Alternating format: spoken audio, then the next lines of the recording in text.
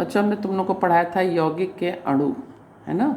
तो यौगिक के अणु का द्रव्यमान कैसे निकालेंगे, द्रव्यमान अनुपात, तो ये हम आज आप तुम लोग को पढ़ाएंगे। यहाँ पर जैसे है हमने लिखा है यौगिक, संयुक्त तत्व और द्रव्यमान अनुपात। तो ये है कि जैसे H2O, तो इसमें कौन कौन से तत्व संयोजित हुए हैं, हाइड्रोजन के, ऑक्सीजन के। इसी तरह अमोनिया में नाइट्रोजन और हाइड्रोजन। फिर कार्बन डाइऑक्साइड में कार्बन और ऑक्सीजन। फिर कार्बन मोनोऑक्साइड में कार्बन और ऑक्सीजन। लेकिन इनका हमें क्या निकालना है, द्रव्यमान अनुपात। तो हमको पता है कि हाइड्रोजन का परमाणु भार कितना है, परमाणु द्रव्यमान 1, और ऑक्सीजन का कितना है 16, ठीक है। तो 1:16। लेकिन यहाँ पर इनकी संख्या कितनी है परमाणुओं की, 2। तो 2 हो गया, मतलब हम इसमें मल्टीप्लाई करेंगे तो यहाँ क्या आएगा, 2 आएगा, और (2:16). अब हम इसको फिर इसका सरल अनुपात निकाल दिए तो देखो 1:8 आ गया। तो ये हो गया आपका द्रव्यमान अनुपात। इसी तरह अमोनिया का भी है, नाइट्रोजन का कितना है 14 और हाइड्रोजन का 1, ठीक है। लेकिन यहाँ पर NH3 है, NH3 है, तो यहाँ पर इसको मल्टीप्लाई करेंगे तो 3 हो गया, तो 14:3। इस तरह से इसका कार्बन का भी 12 है, ऑक्सीजन का 16। फिर हम क्या करेंगे कि एक संख्या हमने ले ली, क्या चीज ले ली, ये कार्बन का 12, तो 4 ले लिया, 4 3 12। इसी तरह कार्बन का हमने कहा 12 और ऑक्सीजन का 16। लेकिन यहाँ पर क्या है, O2 है, तो 32 हो गया। तो हमने 4 लिया, 4 3 12 और 8, ठीक है ना। तो इस तरह से 3:4। इसी तरह कार्बन मोनोऑक्साइड का भी हो जाएगा। तो इस तरह हम द्रव्यमान अनुपात ज्ञात कर सकते हैं। इसके बाद हमने पढ़ाया था आयनिक यौगिक। आयनिक यौगिक में क्या था कि कुछ यौगिक जो हैं, कुछ यौगिक आयनों के संयोग से बनते हैं, इसे आयनिक यौगिक कहते हैं, ठीक है। तो हमने आपको ये भी बताया, जैसे इसमें भी वैसे ही निकालेंगे। कैल्शियम ऑक्साइड है, तो कैल्शियम ऑक्साइड में कैल्शियम है और ऑक्सीजन है, ठीक है, तत्व है। और यहाँ पर अब इनका भी अनुपात हम वैसे ही निकाल लेंगे, जैसे कैल्शियम का 40 है और ऑक्सीजन का 16 है, ठीक है। तो अब इसका सिंपलेस्ट अनुपात, सरलतम अनुपात सब क्या हो जाएगा यहाँ, 5 और 2। इसी तरह इसका भी निकल जाएगा, ठीक है बेटा। तो आप लोग को मेरे ख्याल से समझ में आ गया होगा। अब आइए यौगिक के अणु में परमाणुओं की संख्या का अनुपात ज्ञात करना। परमाणुओं की संख्या, यौगिक के अणु में परमाणुओं की संख्या ज्ञात करना। तो अब हम क्या करेंगे, जैसे हाइड्रोजन है, ऑक्सीजन है, अब इसमें कितने परमाणु हैं, अगर जल भी बनेगा तो कितने परमाणु, ये हमको ज्ञात नहीं है। तो इसको निकालने के लिए हम क्या करते हैं, द्रव्यमान अनुपात लिखते हैं। परमाणु द्रव्यमान मालूम होना चाहिए, फिर द्रव्यमान अनुपात बटे परमाणु अनुपात, ठीक है। तो परमाणु द्रव्यमान, इसको करने के बाद जो निकलेगा वो है सरलतम अनुपात, ठीक है। तो अब जैसे द्रव्यमान अनुपात हमने पहले देख लिया, यहाँ पर 1:8 है, तो यहाँ 1 और 8 हो गया ऑक्सीजन का। परमाणु द्रव्यमान हमको मालूम है कि 1 है और इसका 16 है, ठीक है। अब यहाँ पर हमने क्या किया कि 1 बटे द्रव्यमान अनुपात इनका 1 है और परमाणु द्रव्यमान इनका 1 है, तो 1 हो गया।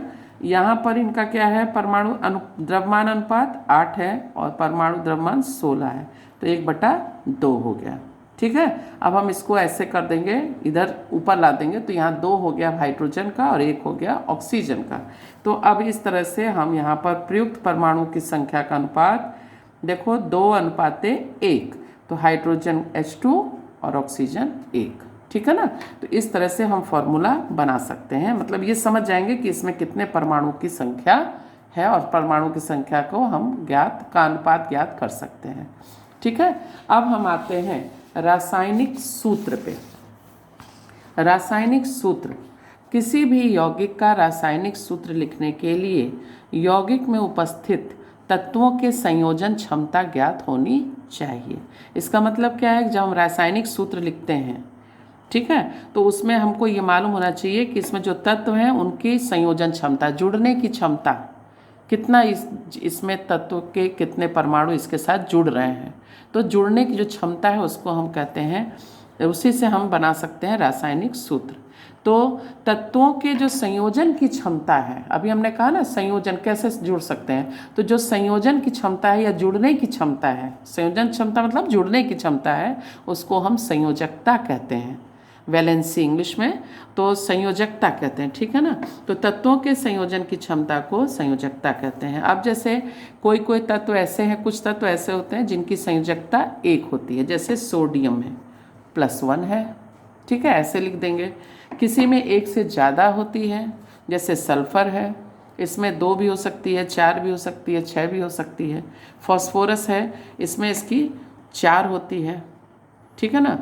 तो इस तरह से 4 होती है, तो ये फॉस्फोरस हो गया। इस तरह से जो है ये और अच्छा, जिसकी बदलती भी कुछ रहती है, तो ऐसे को हम परिवर्तित संयोजकता भी कहते हैं, परिवर्तित संयोजकता, वेरिएबल वैलेंसी। जैसे Fe है आयरन, इसकी 2 भी हो सकती है, 2+ भी हो सकती है, 3+ भी हो सकती है। कॉपर है, इसकी 1 भी हो सकती है और 2+ भी हो सकती है, ठीक है ना। तो इनको हम वेरिएबल वैलेंसी कहते हैं, मतलब परिवर्तित होने वाली, कहीं जहाँ जिसका होगा, कहीं 1 की ज़रूरत होगी तो कहीं 2 की, इस तरह से बदल सकता है। अब हमको जानना है रासायनिक सूत्र लिखते समय किन किन नियमों का पालन करना है। तो हमारे वो निम्न नियम हैं जिनको हम आपको बताएंगे। पहला है आयनों की संयोजकता या आवेश, वो क्या होने चाहिए, संतुलित होने चाहिए, मतलब बराबर होने चाहिए, ठीक है।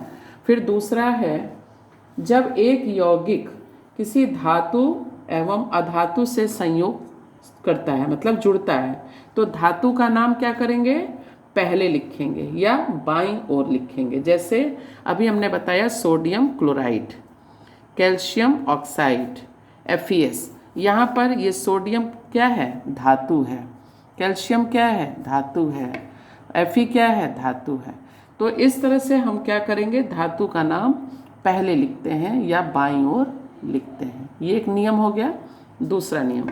तीसरा नियम है बहुपरमाणुक आयनों द्वारा निर्मित यौगिकों में आयनों की संख्या दिखाने के लिए आयन को कोष्ठक में लिखकर आयनों की संख्या को कोष्ठक के बाहर लिखते हैं। समझ में आ रहा है, यहाँ पर जो यौगिक में आयनों की संख्या दर्शाने के लिए, मतलब कितने आयन हैं, परमाणु, बहुपरमाणुक आयन, जैसे OH है, बहुपरमाणुक आयन है ना, बहुपरमाणुक आयन हुआ ना OH। तो अब इसको हम क्या करेंगे, दर्शाने के लिए कोष्ठक में करेंगे, लेकिन इसमें एल्युमिनियम का जैसे संयोजकता 3 है, तो अब इसकी संख्या अधिक है तो इसको हम बाहर लिखेंगे, ठीक है, 1 नहीं है, अधिक है, 1 से अधिक है, तो उस संख्या को हम बाहर लिखेंगे, ठीक है। तो देखिए यहाँ पर हमने लिख दिया, एल्युमिनियम का जैसे +3 है, ये 1 है, और यहाँ पर अब यहाँ पर ये बहुपरमाणुक हैं, तो इनको हम कोष्ठक में लिखेंगे, और इस तरह से ये सूत्र हो गया एल्युमिनियम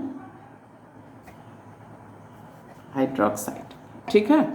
तो ये एक आपको तीसरा नियम हो गया। चौथा नियम क्या है इनका, हाँ, अगर किसी की वैलेंसी 1 है, जैसे सोडियम हाइड्रोक्साइड, ठीक है ना, यहाँ सोडियम की वैलेंसी 1 है, तो यहाँ पर हम कुछ नहीं लिखेंगे, यहाँ पर कोष्ठक की ज़रूरत नहीं है, यहाँ पर OH जो है बिना कोष्ठक के रहेगा, ठीक है, क्योंकि यहाँ पर संयोजकता 1 है। तो इस तरह से हो गया, जिसकी संयोजकता अधिक है तो कोष्ठक में बहुपरमाणुकता को कर देंगे, और फिर जो आयन को, और फिर उसकी संख्या को हम बाहर लिखेंगे, लेकिन जहाँ पर 1 है वहाँ पर इसकी आवश्यकता नहीं है। चौथा नियम क्या है कि संभव होने पर आयनों की संयोजकताओं को उनके महत्तम समापवर्तक से भाग देते हैं।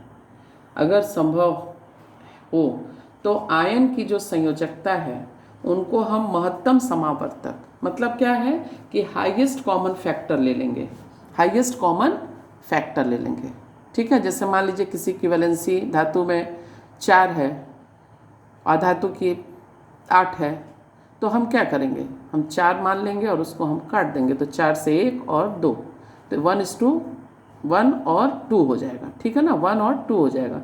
तो हम कहने का मतलब ये कि महत्तम समावर्तक के द्वारा या हाईएस्ट कॉमन फैक्टर लेंगे और उसके द्वारा ऐसा लेंगे जिसके द्वारा वो समान रूप से कट जाए, ठीक है।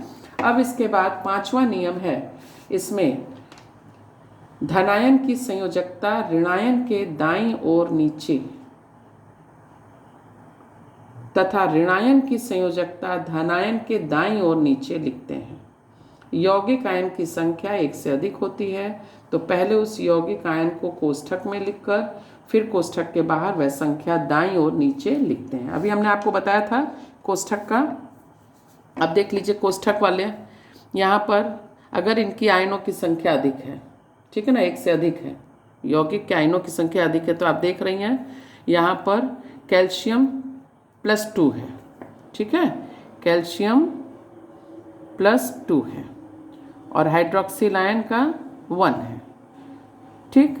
तो यहाँ -1 हो गया, ये +2 हो गया। लेकिन अब हम इसको ऐसे लिखेंगे, एरो लगा देंगे, ठीक है, तिरछे। तो अब देखिए यहाँ क्या लिखेंगे, कैल्शियम का यहाँ पर 1 है तो ये मतलब यहाँ पर 1 हो गया ये ऐसे, और फिर ये हाइड्रोक्सिल को हम क्या करेंगे, कोष्ठक में लिखेंगे क्योंकि इसकी संख्या अधिक है और यहाँ पर 2 लिखेंगे, ठीक है। इस तरह से ये हो गया। अब दूसरा एग्जाम्पल देख लीजिए, सोडियम और नाइट्रेट। दूसरा एग्जाम्पल है सोडियम और नाइट्रेट। सोडियम में क्या है, +1 है और नाइट्रेट का -1 है, बराबर है।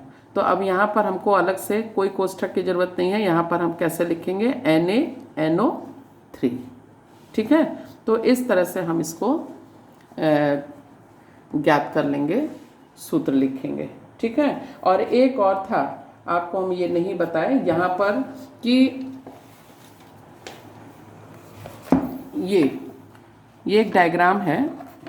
यहाँ पर क्या है, कुछ तत्वों, यहाँ पर आप देख रही हैं एक ऑक्टोपस दिख रहा है ना, ऑक्टोपस दिख रहा है। यहाँ पर वही है, आयनों को जुड़ने की क्षमता, संयोजकता, जो अभी हमने आपको बताया है कि तत्वों के संयोजन की क्षमता अभी संयोजकता कहलाती है। तो वही संयोजन की क्षमता यहाँ दिखाई जा रही है कि जैसे ऑक्टोपस दिखा रहा है, ऑक्टोपस के 8 भुजाएं हैं, तो यहाँ पर हमने क को मान लिया ऑक्टोपस, ठीक। और एक ऑक्टोपस जो है, ऑक्टोपस का 2 भुजाएं एक मनुष्य को पकड़ सकती हैं। तो यहाँ कितने मनुष्य को पकड़ रही हैं, ह्यूमन को 4 मनुष्य को पकड़ रही हैं। उनको हमने किससे दिखाया, यहाँ पर ख रिप्रेजेंट कर रहा है, ठीक है ना। तो यहाँ पर हम कैसे लिखेंगे इसको, OH4 या क ख 4। चलो, तो ये देखिए आप लोग, हमने यहाँ लिखा क ऑक्टोपस को दिखाया गया है, 1 है, ठीक, और यहाँ पर 4 मनुष्य का है, तो यहाँ क 4 हो गया।